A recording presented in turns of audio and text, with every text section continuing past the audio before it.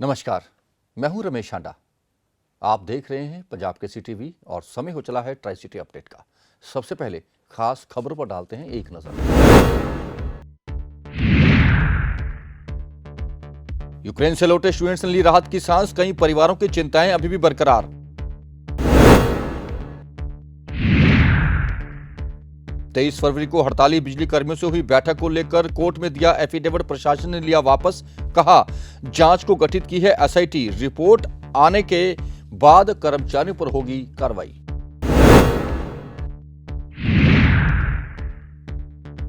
और शुक्रवार को चंडीगढ़ की कई कर्मचारी यूनियनें मांगों को लेकर करेंगी प्रोटेस्ट। यूक्रेन में फंसे भारतीय स्टूडेंट्स काफी संख्या में अब लौटने लगे हैं। वीरवार को भी चंडीगढ़ में यूक्रेन से 3 स्टूडेंट्स वापस लौटे, जिनसे हमने खास बातचीत भी की। उन्होंने वहां की आपबीती सुनाई, जो कि रोंगटे खड़े कर देने वाली थी।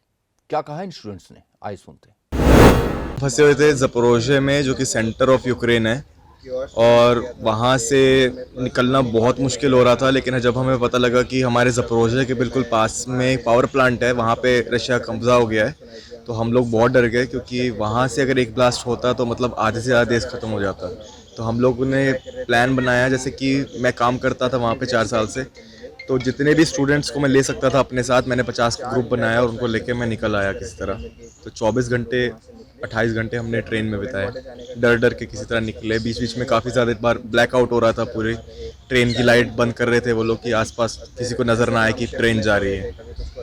तो कौन सी सरकार ने आपकी हेल्प की, खाना वगैरह मुहैया कराने? यूक्रेन सरकार ने हमारी इतनी हेल्प करी कि उन्होंने ट्रेन्स जो थी हमें फ्री ऑफ कॉस्ट दी, और ट्रांसपोर्टेशन जो था उन्होंने हमें दिया। हम निकले वहाँ से। उसके बाद बॉर्डर क्रॉस करने के बाद हमें इंडिया सरकार से हमारी हेल्प बहुत मिली। हमें हंगरी में एंट्री करवाया उन्होंने, उसके बाद होटल में स्टे वगैरह, खाना पीना, रहना, उसके बाद उन्होंने फ़्लाइट फ्री ऑफ कॉस्ट करवा के दी। तो हम उसके बाद शुक्रगुजार हैं सरकार के। कहाँ के रहने? सर बिल्कुल कैपिटल में ही थे उस टाइम पे, और हमें जब पता लगा कि यहाँ पे अटैक्स हो रहे हैं और लोग, जब हम रेलवे स्टेशन में थे, हम बाहर निकले तो हमने देखा कि लोग भाग रहे हैं इधर उधर, बहुत पैनिक का सिचुएशन था।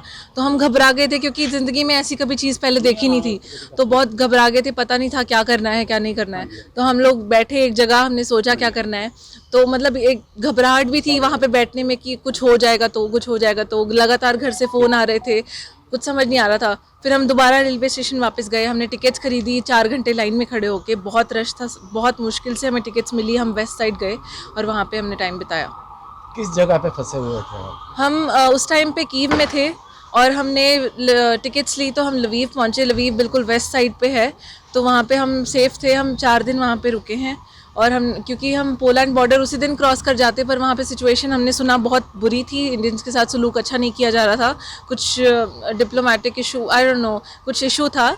तो इसलिए हमने सोचा कि हंगरी बॉर्डर क्रॉस करेंगे, और फिर हम हंगरी के लिए निकले। कितने बच्चे थे तुम वहाँ पे? जो खाना वगैरह प्रॉपर मिला आपको वहाँ पे? लवीव में तो हम फ्रेंड्स के साथ ही रह रहे थे, तो खाना हम घर पे ही बना रहे थे। बट जैसे वहाँ पे भी सायरन बजते थे, सायरन बजते ही हम एकदम शेल्टर की तरफ भागते थे, एकदम बंकर ढूंढते थे, बंकर की तरफ भागते थे, और जब सायरन बंद होता तो वापस आते थे। तो एक बहुत ही दहशत का माहौल था कि यहाँ पे कुछ हो जाएगा तो।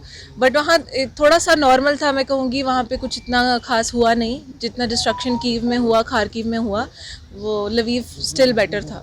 तो कितना, जब आप वहाँ से निकले, कितने बच्चे थे? कितने बच्चे और फंसे हो सकते हैं वहाँ पे? जैसे न्यूज़ में भी आ रहा था कि टोटल इंडियन एम्बेसी के 20,000 स्टूडेंट्स का जो है, इनको इन्फॉर्मेशन आया है।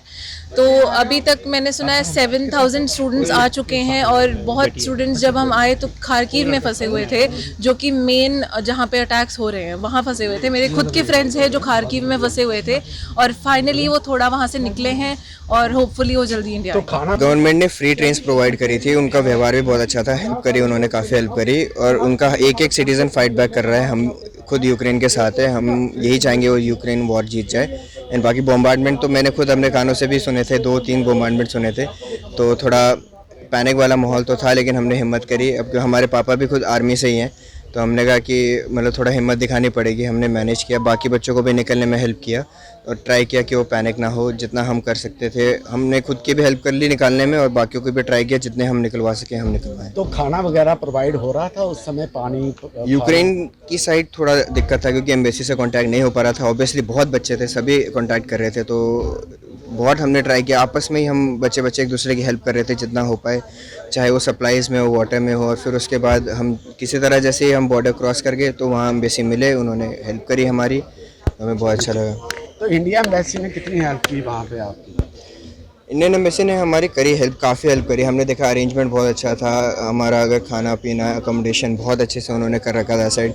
मैं बस ये बोलूँगा कि अगर कहीं कमी थी तो लाइक एडवाइजरी की मैं बोलूँगा एक स्ट्रिक्ट एडवाइजरी नहीं आई। लाइक बाकी कंट्री ने पहले बोल दिया था कि लाइक कंट्री इमीडिएट खाली करो, बिकॉज अगर वॉर का कंडीशन हुआ तो आप इवैक्यूएट नहीं हो पाओगे, हम कोई हेल्प नहीं करेंगे। तो लाइक एक स्ट्रिक्ट एडवाइजरी पहले आती है। लाइक एयर इंडिया के फ़्लाइट्स आए थे बट वो काफ़ी महंगे थे। लाइक मैंने बहुत बच्चे जो अफोर्ड नहीं कर सकते, तो इसलिए वो बच्चे उन्होंने पहले फ़्लाइट नहीं करवाई। तो लाइक ये फ़्लाइट्स पहले होती मैं बोलता तो सारे बच्चे इधर होते, बट अभी मैं बोलूँगा बहुत इवन आर्मी की फ़्लाइट्स हैं, इवन सिविल फ़्लाइट्स हैं। तो लाइक ऑपरेशन गंगा बहुत अच्छा चल रहा है, बहुत बच्चे इवैक्यूएट हो रहे हैं और खुश हैं वो कि अभी किसी तरह वो घर आ पा रहे हैं, क्योंकि फ़्लाइट्स का फ्रिक्वेंसी भी बहुत बढ़ा दी गई है। बहुत रात हमें तो नींद नहीं आती थी। हम जितने दिन ये नहीं आए हैं तो हम डे नाइट सोए नहीं है, हमने न्यूज़ ही देखे हैं बस, वही दिमाग में घूमता रहा। अब भी बच्चे चल भी रहे थे तो भी लग रहे थे बच्चे वहीं हैं, वही सब कुछ, क्योंकि और भी माओं के बच्चे वहीं हैं तो उनको देख के भी लगता है कि हाँ, तो मुझे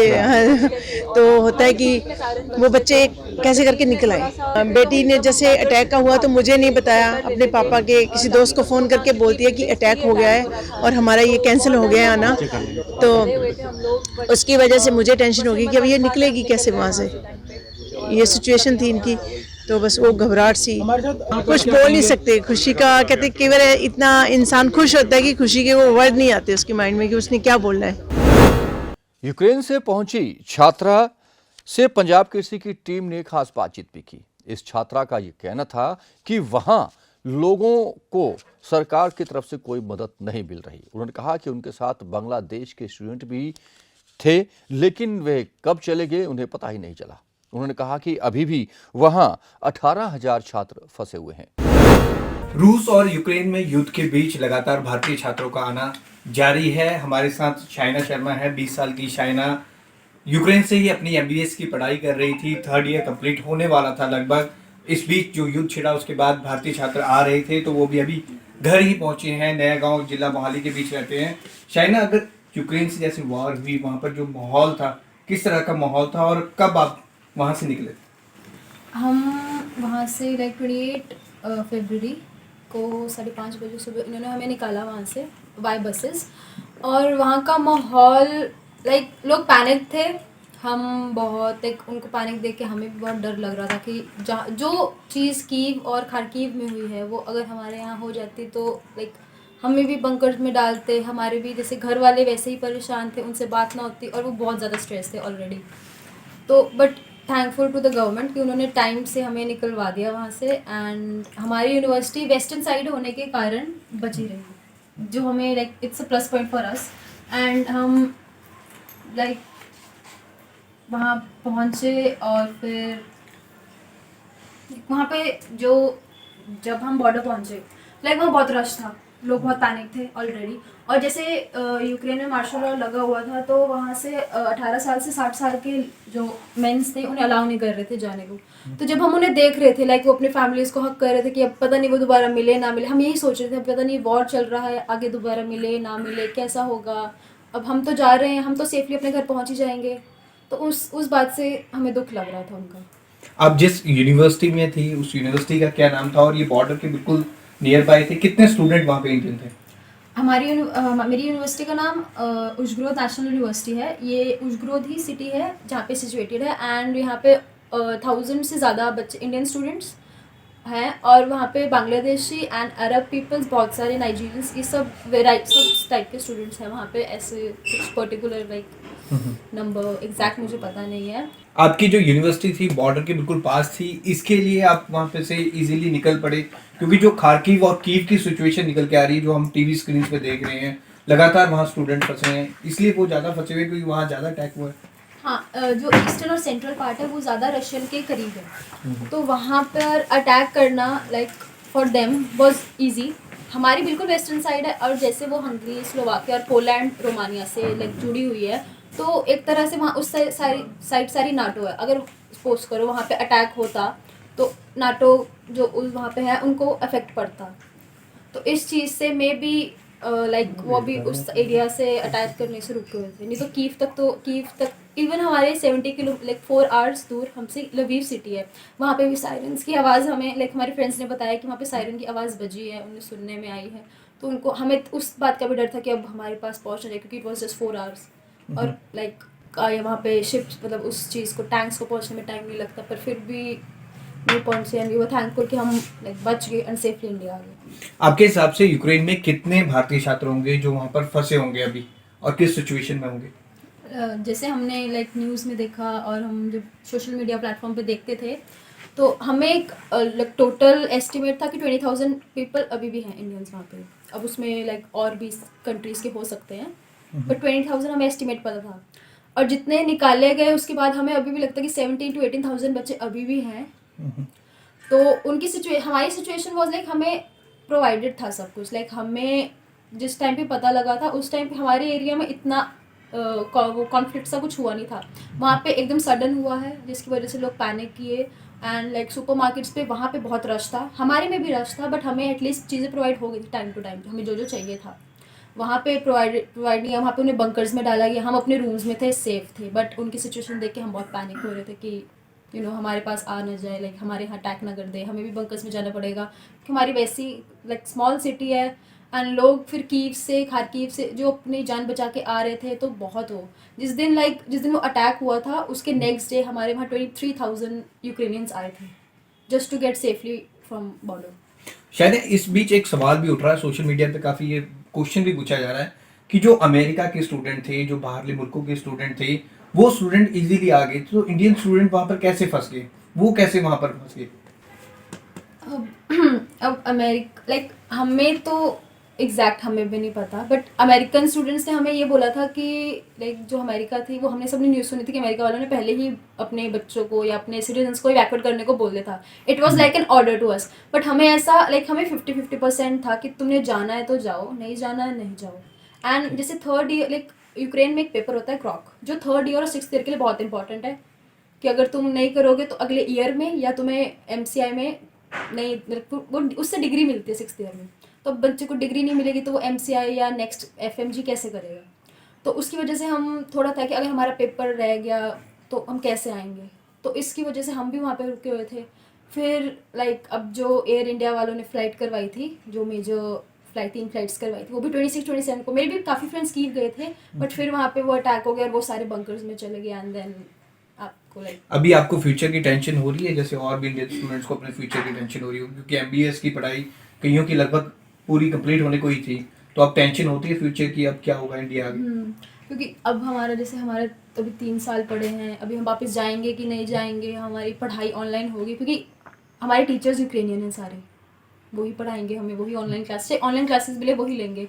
अगर अब ऑब्वियस है पढ़ाई इफेक्ट होगी, हम मेंटली भी थोड़े इफेक्टेड है और पढ़ाई इफेक्ट होगी हमारी। अभी हमें क्या करना है हमें कुछ नहीं बताया उन्होंने, अभी कुछ सॉर्ट भी नहीं हुआ कि होगा क्या। अभी ये सारे वॉर पे डिपेंड करता है कि शाइना के फादर भी हमारे साथ है, सतिंदर शर्मा जी। सतिंदर शर्मा जी, अगर आप देखें तो बहुत टेंशन थी, आप भी काफ़ी टेंशन में थे, काफ़ी भारतीय छात्र फंसे हैं, तो किस तरह बीता ये पल, किस तरह से आप बात होती थी और आप किस तरह से देखते हैं? बेसिकली जब हमें थोड़ा पता चला, इंडियन गवर्नमेंट ने एक एडवाइजरी इशू की थी आई थिंक 15 फ़रवरी को, बट उसके बाद जो हमारी बात इनसे डेली होती थी कि क्या सिचुएशन है, तो ये मोस्टली यही कहते थे कि पापा यहाँ पे बेसिकली हमारा एरिया सेफ है और बिल्कुल ठीक है। But all of a sudden रूस ने अटैक कर दिया, उसके बाद सिचुएशंस बड़ी भयानक हो गई थी, और देखा हमने सोशल मीडिया पे देखा, न्यूज़पेपर में देखा, डे बाय डे क्या हो रहा है वहाँ पे। फिर फाइनली मैंने उनसे बात की कि बेटा आप क्या करोगे, घर आ जाओ। तो मेन इशू था कि बच्चे हर तरफ से देखते हैं, एक तो इनका 3rd ईयर का क्रॉक का वो था पेपर था, उनके उसी के बेस पर इनका फ्यूचर अटका हुआ सारा, नेक्स्ट ईयर में 2-3 सालों में डिग्री मिलनी थी। सेकंड डे फाइनेंशियल भी देखते हैं बच्चे कि अपने पेरेंट्स के ऊपर पहले ही इतना बोझ है, तो जो टिकट जो महंगी मिल रही थी 2-2 लाख 1.5 लाख रुपए की टिकट मिल रही थी, और एरोप्लेन में स्पेस भी नहीं था मिली थी। हमने भी मतलब बुकिंग करवाई थी, इसने रात को 1:30 बजे फ़ोन करके बोला कि यहाँ situation day by day worst होने जा रही है, जैसे हमें पता चला है। और इसने 13 मार्च की फ़्लाइट ऑलरेडी बुक करा दी थी, बट उसके बाद वहाँ पे कर्फ्यू लग गया, अटैक कर दिया। अटैक की वजह से निकल नहीं पाए। फिर जो गवर्नमेंट की एडवाइजरी है वहाँ की, मार्शल लॉ लागू हो गया। उसके बाद फिर हमने इनको बोला कि क्या करना है। फिर गवर्नमेंट ऑफ इंडिया ने जो एफर्ट्स किया है इनको लाने के लिए, उसके मुताबिक ये आज हमारे घर पे। ठीक। तो भारतीय छात्रों का लगातार ऑपरेशन गंगा के तहत भारत आना वापस जारी है। चाइना की तरह ही काफ़ी भारतीय छात्र अब पहुंच रहे हैं, जिनके पेरेंट्स पे अब खुशी का माहौल है, उनके घर में काफ़ी खुशी का माहौल बना हुआ है। भगवत सिंह, पंजाब केसरी, जगबानी टीवी, मोहाली। जिन घरों के बच्चे यूक्रेन से वापस लौट रहे हैं उनके घरों में खुशी का आलम है, लेकिन कई परिवार अभी ऐसे भी हैं जहां चिंताएं बरकरार हैं। ऐसा ही एक परिवार है जिनसे हमने खास बातचीत की। इस परिवार का कहना था कि यूक्रेन और रूस की जंग के बीच आम आदमी फंस गया है। इंद्रप्रीत कौर भी चंडीगढ़ की छात्रा है जो कि यूक्रेन में फंसी हुई है। इंद्रप्रीत के पिता हरचरण सिंह ने बताया कि उनकी बेटी के साथ फोन पर बातचीत तो हो रही है, लेकिन वे भारत कब पहुंचेगी इसे लेकर उनकी चिंताएं बरकरार हैं। ਹੁਣ ਤਾਂ ਮੇਰੀ ਬੇਟੀ ਯੂਕਰੇਨ ਤੋਂ ਮਤਲਬ ਖਾਰਕੀ ਸ਼ਹਿਰ ਦੇ ਵਿੱਚ ਬੇਸਿਕਲੀ ਸੀ ਤੇ ਉਹ ਬਹੁਤ ਮਾੜੇ ਹਾਲਾਤਾਂ ਦੇ ਵਿੱਚ ਸੀਗੀ ਤੇ ਤੇ ਯੁੱਧ ਦੀ ਸਥਿਤੀ ਸਾਰਿਆਂ ਨੂੰ ਪਤਾ, ਬਹੁਤ ਬੁਰਾ ਹਾਲ ਹੈ। ਅੱਜ ਤਾਂ ਡੈਮੇਜ ਕਰ ਦਿੱਤਾ ਉਹਨਾਂ ਨੇ ਖਾਰਕੀ ਸ਼ਹਿਰ ਪੂਰਾ, ਤੇ ਅੱਜ ਉਹ ਕੱਲ੍ਹ ਛੱਡ ਚੁੱਕੀ ਸੀ ਖਾਰਕੀ ਨੂੰ, ਪਰ ਉਸ ਤੋਂ ਪਹਿਲਾਂ ਜਿਹੜੀ ਉਹਦੀ ਸਥਿਤੀ ਸੀ ਉਹ ਠੀਕ ਨਹੀਂ ਸੀ। ਜੀ ਬਿਲਕੁਲ। ਖਾਣ ਪੀਣ ਦਾ ਪ੍ਰਬੰਧ ਕਿਸ ਤਰ੍ਹਾਂ ਦਾ, ਕੀ ਉਹਨਾਂ ਨੂੰ ਖਾਣ ਪੀਣ ਮਿਲਿਆ ਟਾਈਮ ਸਿਰ ਜਾਂ ਨਹੀਂ?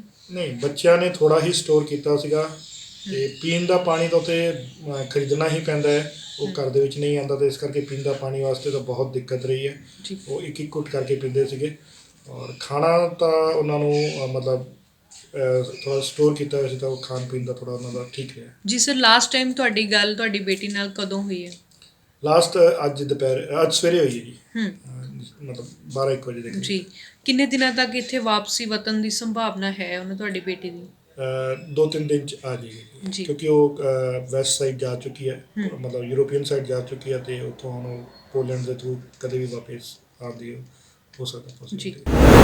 22 फरवरी से बिजली कर्मचारी 3 दिन की हड़ताल पर चले गए थे, जिसके बाद हाईकोर्ट ने स्यू मोटर लिया था और प्रशासन ने 23 तारीख को हड़ताली बिजली कर्मचारियों से एक बैठक भी की थी, जिसके बाद 4 बजे शाम के बाद बिजली वापस लौट आई थी। इस संबंध में एक एफिडेविट भी प्रशासन ने हाई कोर्ट में देकर यह कहा था कि बिजली की बहाली हो गई है और बिजली कर्मचारियों से जो भी बातचीत हुई वो भी एफिडेविट के रूप में दी गई थी। लेकिन अब प्रशासन ने हाई कोर्ट की फटकार सुनने के बाद उस एफिडेविट को वापस ले लिया है।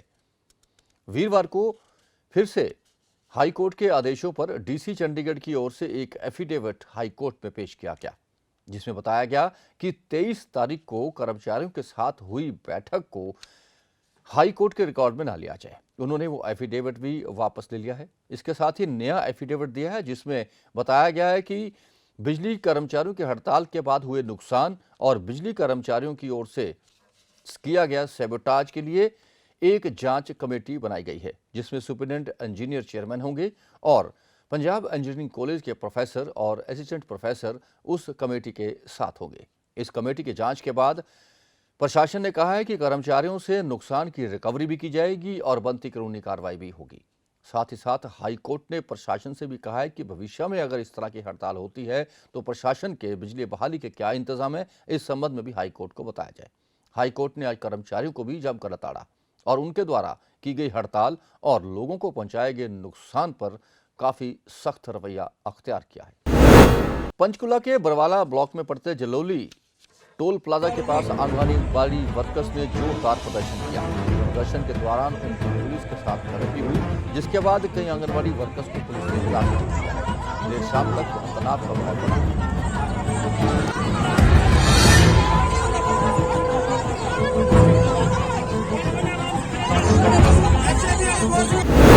काफी समय से लेकर चंडीगढ़ प्रशासन के अधीन आते कई विभागों के कर्मचारी प्रदर्शन कर रहे हैं। लेकिन इन कर्मचारियों का आरोप है कि प्रशासन उनकी मांगों की ओर ध्यान नहीं दे रहा।